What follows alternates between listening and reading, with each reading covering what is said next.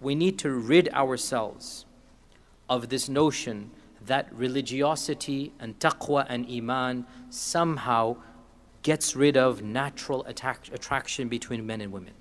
Romance and intimacy and sexuality are a natural part of being a human, just like enjoying good food. And here's the irony. No one, at least in this audience by and large, has any problem when they hear that the Prophet ﷺ loved a shank of lamb. Is that problematic to anybody? Right? Well, to the vegetarian progressives it is problematic, but I mean, by and large, we understand. He loved, even though it's a luxury item, right? We all understand, like, human being is a human being. And if he presented if he were presented a choice, he would choose the shank of lamb. It's a luxury food item. So the notion that if you're religious, somehow you become an angel in your desires is simply not true.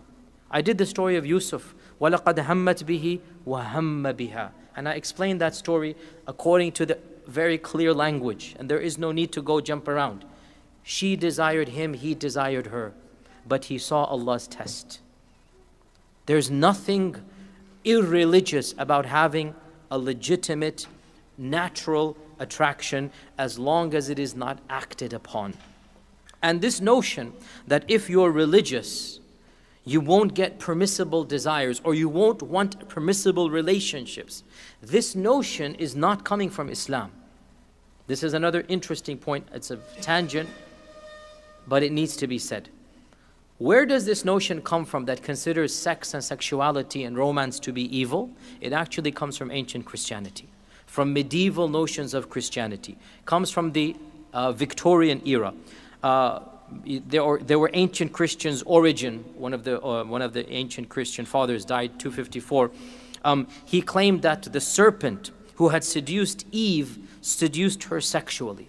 So he began this notion that all sexual activity must inherently be evil. The main person that is blamed for this is Saint Augustine, again 400 CE, way before Islam, 20 years before Islam. Saint Augustine, by the way, he has been diagnosed in modern times as basically being a borderline psychotic. He was a sexual pervert, a deviant in so many ways. And he felt, believe it or not, that even married couples should view sex as a necessary evil. Like even married couples should have this negative attitude towards romance. And they should do it grudgingly. They should do it without any enjoyment. To enjoy it within marriage, we're talking about, is a sin in the eyes of God. Now, this is something that we do not find even a whiff of in our Islamic tradition. That's why when Allah describes Jannah with hurun ain, it's only modern Muslims who find it problematic, right? Classical medieval Muslims never had a problem with this whatsoever. Later Christianity, medieval Christianity, and especially Victorian era, Europe, they had these views on sexuality that actually shaped, believe it or not, our own modern views, us, the Muslim world as well. And we have these notions of religious folks not having any desires. Well, we see what happens when they try to do that in their church. We see what happens. Doesn't work that way. Believe it or not, Christianity at some points in time even forbade couples from engaging in intimacy 5 days of the week. Believe it or not. Thursday, Friday, Saturday, Sunday, Monday, it was haram. Only Tuesday, Wednesday, you had, 2 days. I'm sure they're looking forward to Tuesdays if you're practicing Catholic of those time frames. So, and even then, by the way, even Tuesday, Wednesday, if it was Lent or season, even then it's not allowed. They have very weird views. And Victorian times came and cemented these. And they had this notion that enjoying sex is somehow backward or not enjoyed by enlightened people. And romance should not be done. Well, frankly, these notions have no basis in the Quran and Sunnah whatsoever.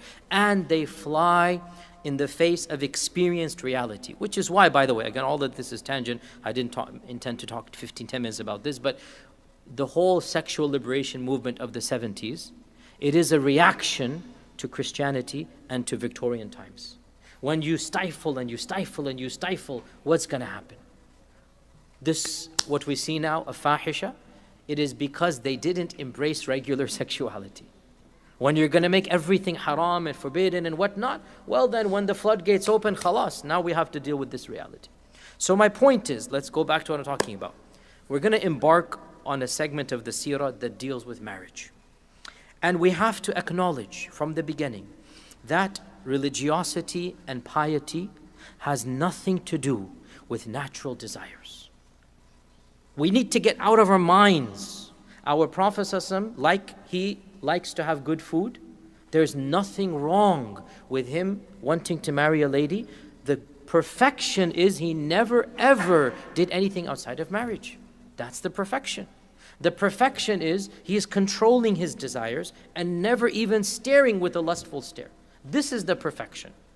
The perception that especially many of our sisters have, that he doesn't have any desires. Well, if you're going to study this next chapter, I'm sorry, you're going to find a lot of troubling things. Of course he did. He's a regular human being in a biological sense. Like he enjoys good food, every man will enjoy a good relationship as well. And he wanted to get married to a lady that he wanted to get married to. And sometimes those ladies were chosen because he found them attractive. And he found them attractive in a halal manner. You look at a lady and you're allowed to look and you're allowed to propose. If you find this to be problematic, well then I'm sorry, you really shouldn't attend the next chapters. Continue having your view and don't study these chapters. Because I'm not going to sanitize.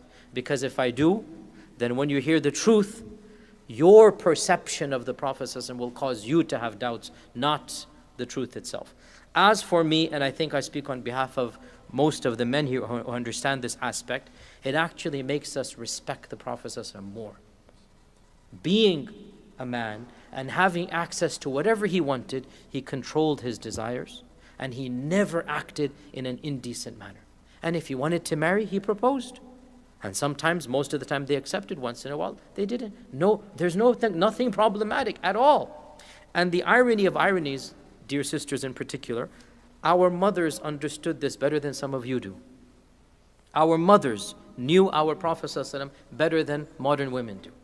The famous incident that we will discuss in our own series now, Juwayriyah from the Banu Hilal, right?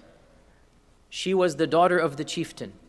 And because she was the daughter of the chieftain, she had a sharp tongue and a sharp personality and an arguing and going on behalf of her tribe. She's the daughter of the chieftain. She's not some ordinary lady. And she was a young, Aisha says, beautiful lady. And she was going around arguing on behalf of her people who were all prisoners of war at the time, right? And she was going to go petition the Prophet ﷺ to release her own people. And Aisha said, I became worried. This is Aisha. Because if the Prophet ﷺ saw in her what I knew he would see in her, I thought he would propose. And that's exactly what happened. It's exactly what happened. Now, is it disrespectful? A'udhu billah.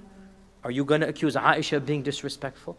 It's only disrespectful for the lady or the man, sometimes young men might have this, who view the Prophet ﷺ as not being a normal human being. Otherwise, I don't have any problem with it. It actually makes complete sense to us that young lady who had the qualities of a leader and everything is there, and she's the daughter of the chieftain and she's unmarried, and the Prophet ﷺ said, okay, why don't I marry you? Instead of you being a slave, why don't I marry you? And inshallah your family will be freed, your flight. And that's exactly what happened. Right? It's exact. Now, if you want to sanitize this and you say, oh, there was nothing of attraction here, he only did it to free all of her people. This leads us to problems. Number one, Aisha's statement in Bukhari and other authentic books of hadith. Number two, why didn't he do the same to other tribes that were captured? Why only this one? You see, when you set up the paradigm that is false, you dig your own hole, then you have to deal with it. And now that you know me, alhamdulillah, my time is almost up in this community, so I'm not going to make anything, hidden or whatnot. 9 years have gone, you know the reality. I don't mince my words. I don't think it's wise.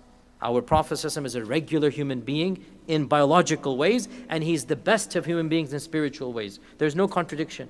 And he himself said, hadith is in Nisa'i and other books, the most beloved things of your world to me are women and perfume.